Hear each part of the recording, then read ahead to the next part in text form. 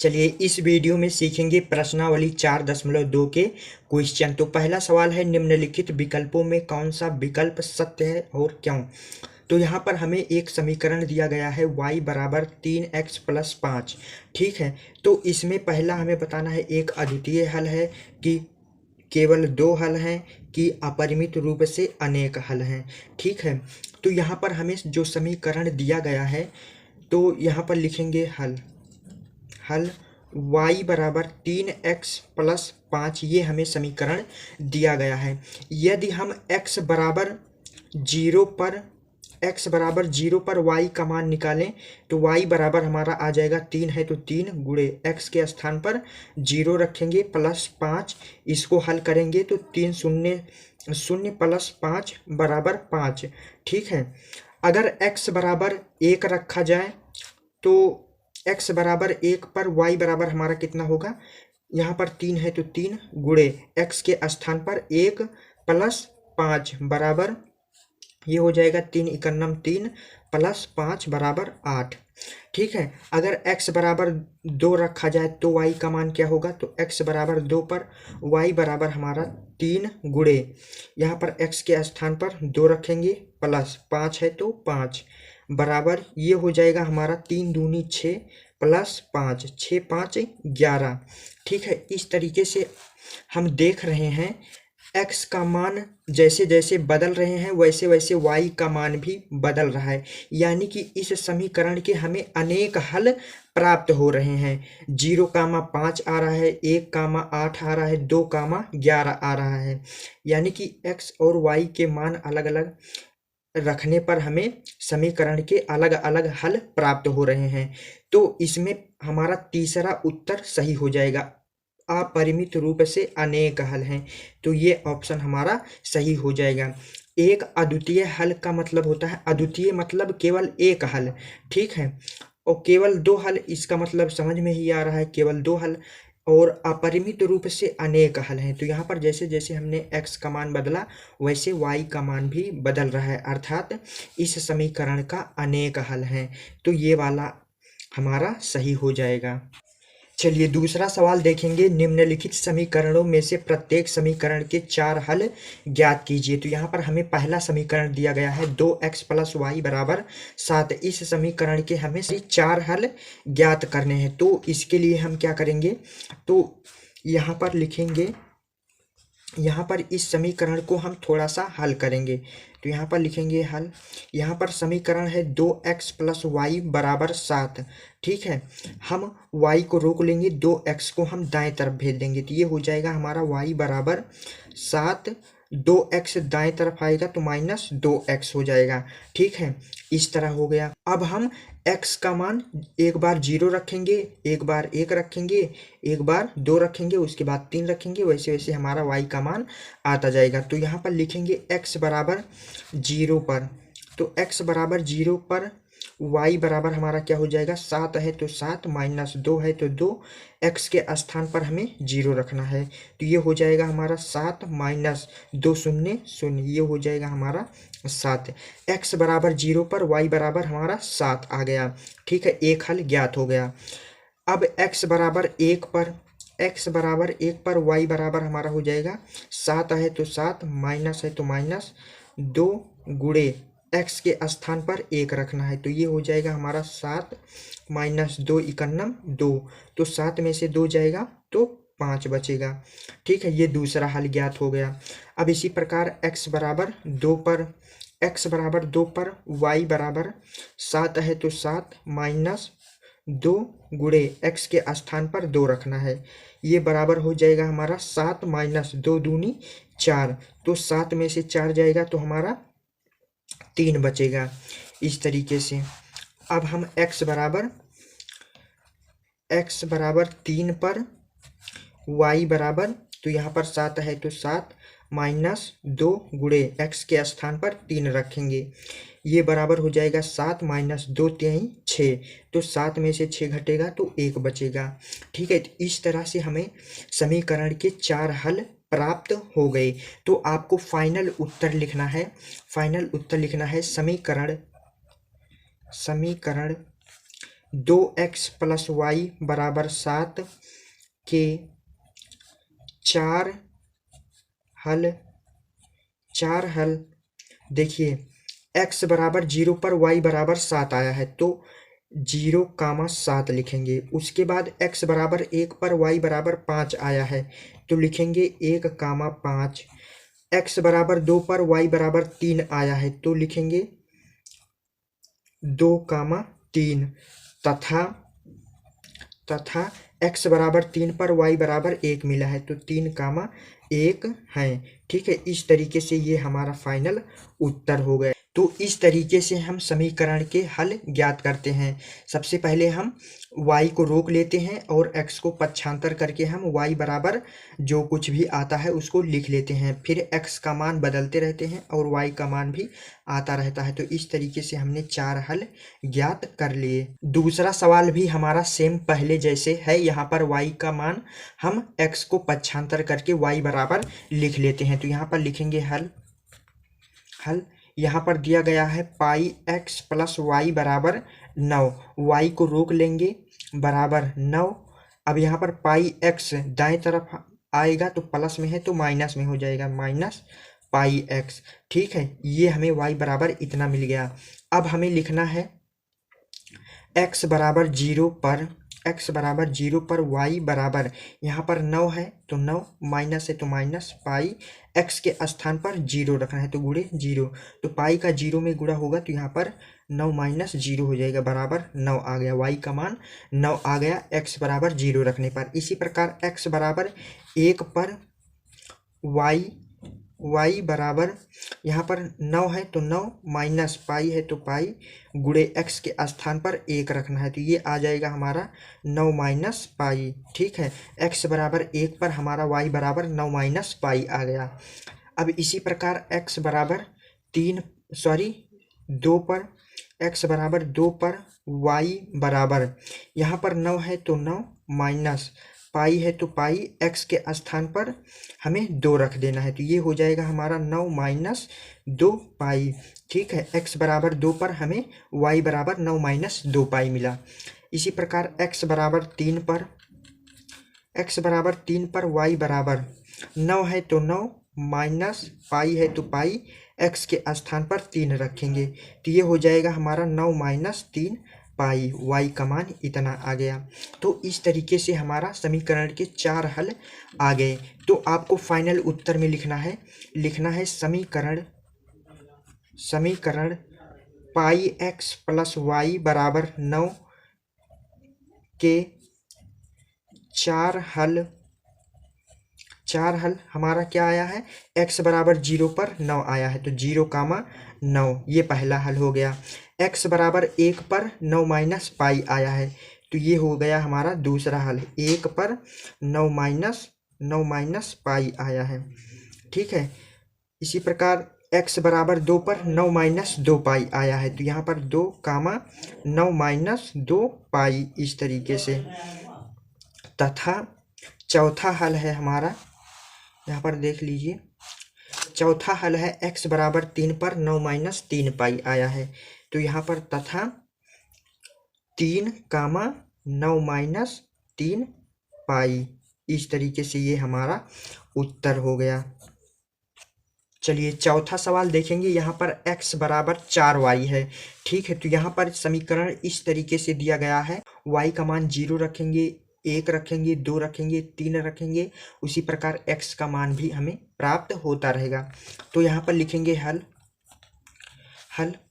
तो इसमें कोई पक्षांतर करने की जरूरत नहीं है। y बराबर 0 पर x बराबर, यहाँ पर 4 है तो 4, y का मान हमें 0 रखना है तो गुणे 0 बराबर 0 आ गया। यानी कि y का मान जब हम 0 लेंगे तो x का मान भी 0 प्राप्त हुआ। इसी प्रकार y बराबर 1 पर, x बराबर, यहाँ पर 4 है तो 4, गुणे y के स्थान पर 1 रखना है तो ये हमारा 4 आ गया। ठीक है, इसी प्रकार y बराबर 2 पर, x बराबर 4 है तो 4, गुणे y के स्थान पर 2, ये हो जाएगा 4 दूनी 8। इसी प्रकार y बराबर 3 पर, x बराबर यहाँ पर हो जाएगा 4, गुणे y का मान 3, तो ये हो जाएगा हमारा 12। तो इस तरीके से हमने 4 हल प्राप्त कर लिए। तो हमें फाइनल उत्तर लिखना है समीकरण x बराबर 4y के 4 हल y बराबर 0 पर x बराबर 0 आया है, तो 0 कामा 0 लिखेंगे, क्योंकि हमें x को पहले लिखना होता है, y को बाद में लिखना होता है। इसी प्रकार y बराबर 1 पर x बराबर 4 आया है, तो यहाँ पर लिखेंगे 4 कामा 1। उसके बाद y बराबर 2 पर x बराबर 8 आया है, तो लिखेंगे 8 कामा यहाँ पर 2, तथा y बराबर 3 पर x बराबर 12 मिला है, तो लिखेंगे 12 कामा 3। इस तरीके से ये हमें समीकरण के 4 हल प्राप्त हो गए। तो आई होप आप लोगों को सवाल नंबर 2 के तीनों सवाल अच्छे से समझ में आ गए होंगे। चलिए तीसरा सवाल देखेंगे। बताइए कि निम्नलिखित हलों में कौन कौन समीकरण x माइनस 2y बराबर 4 के हल हैं और कौन कौन हल नहीं है। तो यहाँ पर हमें हल दिया गया है, हमें बताना है कि इस समीकरण का ये हल है कि नहीं है। तो यहाँ पर हम सीधा सीधा लिखेंगे हल x बराबर 0, क्योंकि x वाला पहले लिखा जाता है और y वाला बाद में लिखा जाता है। तो x बराबर 0 तथा y बराबर 2 समीकरण x माइनस 2y बराबर 4 में रखने पर इस तरह से लिखेंगे। अब समीकरण में रख देते हैं। तो यहाँ पर x माइनस 2y बराबर 4 है, x के स्थान पर 0 रखना है, माइनस 2 गुणे y के स्थान पर 2 रखना है, बराबर 4 है तो 4। तो ये हो जाएगा हमारा 0 नहीं लिखेंगे तो 2 दूना 4, यहाँ पर माइनस 4 बराबर 4। चूँकि हमारा देखेंगे बायां पक्ष बराबर नहीं है दाएं पक्ष के, यहाँ पर माइनस 4 है, यहाँ पर प्लस 4 है, तो ये बराबर में कट लगा देंगे, इस तरह से कट लगा देंगे। चूँकि माइनस 4 बराबर नहीं है 4 के, इसलिए 0,2 समीकरण x माइनस 2y बराबर 4 का हल नहीं है। ठीक है, हल क्यों नहीं है? क्योंकि हमारा बायां पक्ष बराबर नहीं है दाएं पक्ष के। अगर दोनों तरफ इधर भी 4 होता, इधर भी 4 होता, यानी कि 4 बराबर 4 होता, तो हमारा 0,2 समीकरण इतना का हल होता। क्योंकि बराबर नहीं आया तो इसलिए इतना का हल नहीं है। इस तरीके से सवाल को हल करना है। चलिए दूसरा सवाल देखते हैं। दूसरा हल दिया गया है 2,0। हमें बताना है जो प्रश्न में समीकरण दिया गया है x माइनस 2y बराबर 4 का, यह हल है कि नहीं। तो लिखेंगे हल x बराबर 2 तथा y बराबर 0 समीकरण x माइनस 2y बराबर 4 में रखने पर। ठीक है, इस तरह से लिख देंगे। समीकरण है हमारा x माइनस 2y बराबर 4, ये समीकरण है। x के स्थान पर 2 रखना है, y के स्थान पर 0 रखना है। तो यहाँ पर 2 माइनस 2 गुणे y का मान 0 बराबर 4। ठीक है, तो यहाँ पर हो जाएगा 2 शून्य शून्य अर्थात 2 बराबर 4। तो यहाँ पर देखेंगे बायां पक्ष बराबर नहीं है दाएं पक्ष के, तो हम बराबर में कट लगा देंगे इस तरीके से। तो यहाँ पर चूंकि बायां पक्ष बराबर नहीं है दाएं पक्ष के, तो इसलिए लिखेंगे 2,0 समीकरण x माइनस 2y बराबर 4 का हल नहीं है। ठीक है, अगर बायां पक्ष बराबर होता दाएं पक्ष के तो हमारा हल होता। तीसरा प्रश्न है 4,0, तो यह हल हमें दिया गया है, हमें बताना है समीकरण का ये हल है कि नहीं। तो यहाँ पर लिखेंगे हल x बराबर 4 तथा y बराबर 0 समीकरण x माइनस 2y बराबर 4 में रखने पर। चलिए रख देते हैं। तो हमारा समीकरण है x माइनस 2y बराबर 4, x के स्थान पर 4 रखना है, y के स्थान पर 0 रखना है। तो यहाँ पर 4 माइनस 2 है तो 2 गुणे y का मान 0 बराबर 4, तो 2 शून्य शून्य हो जाएगा, तो अर्थात 4 बराबर 4 आ गया।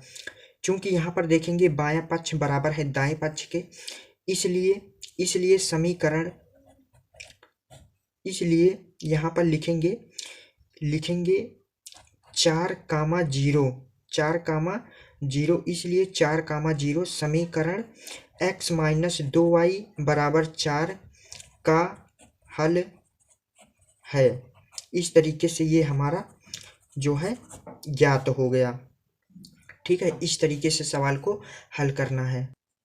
चलिए चौथा प्रश्न दिया गया है, हल हमें दिया गया है √2, 4√2। तो हल लिखेंगे, हल x बराबर √2 तथा y बराबर 4√2 समीकरण